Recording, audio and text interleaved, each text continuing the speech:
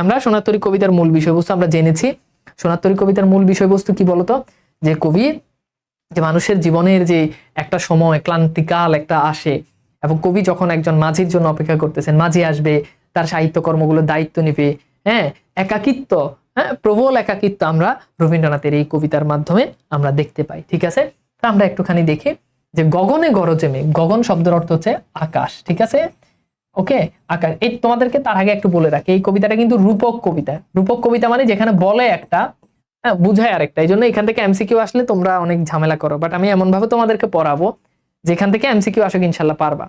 মানে খুব মানে খুব ঝামেলা করে এমসিকিউ না আসলে আজকের ক্লাস করলে সব লেভেলের এমসিকিউ ইনশাল্লাহ সলভ করতে পারবা, সমস্যা হবে না।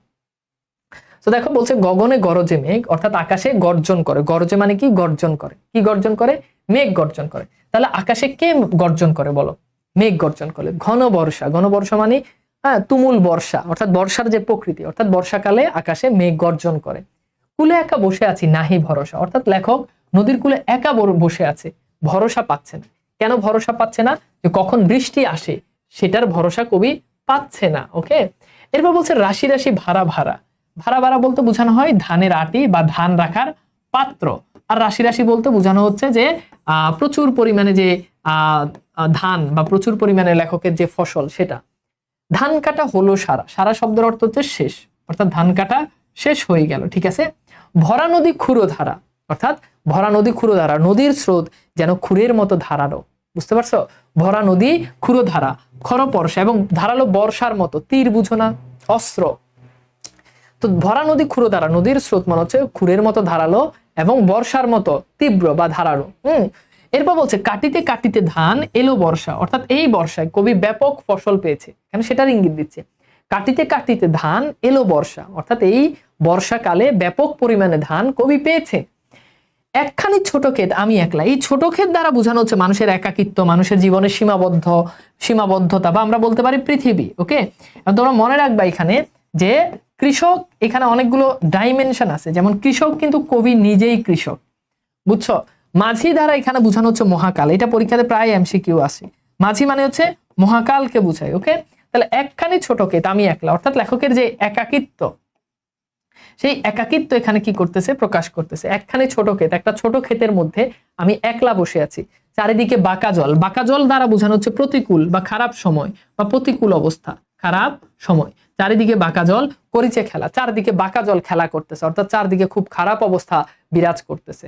লেখক মনের মধ্যে শান্তি পাচ্ছে না, কখন বৃষ্টি চলে আসে, কখন কি হয়ে যায়, কখন তার ধানগুলো, তার ফসল নষ্ট হয়ে যায়। মনে রাখবা এখানে ফসল দ্বারা বোঝানো হচ্ছে লেখকের সাহিত্যকর্ম, অর্থাৎ লেখক এত সাহিত্যকর্ম, এত উপন্যাস, এত নাটক, এত ছোট গল্প, এত কত কি লিখেছেন।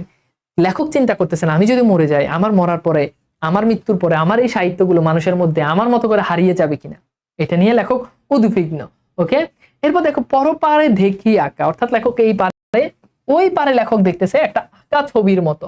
পরপারে দেখি আঁকা তরু ছায়া মসি মাখা, তরু বলতে তো বোঝানো হয় গাছ। ওকে, আচ্ছা, ছায়া মানে গাছের ছায়া, মসি দ্বারা বোঝানো হয় কি?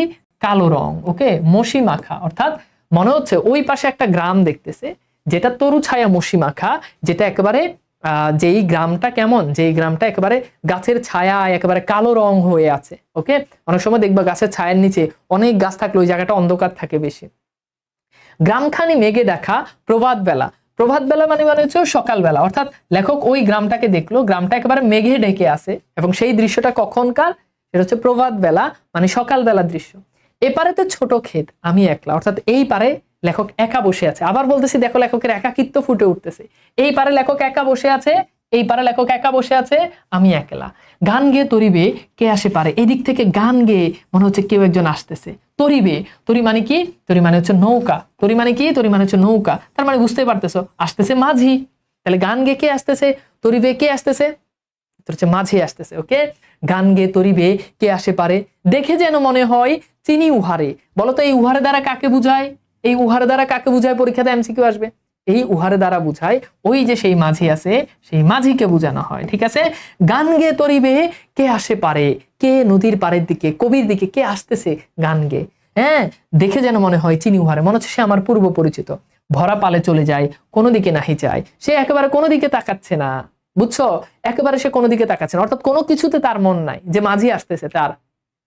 ঢেউগুলো নিরুপায় ভাঙে দুধারে, অর্থাৎ যখন এই নৌকা যখন যাচ্ছে তখন এভাবে নদীর দুই পাশে ঢেউ ভাঙতেছে, এইভাবে দেখবা নৌকা গেলে দুই পাশে এভাবে ঢেউ ভাঙে।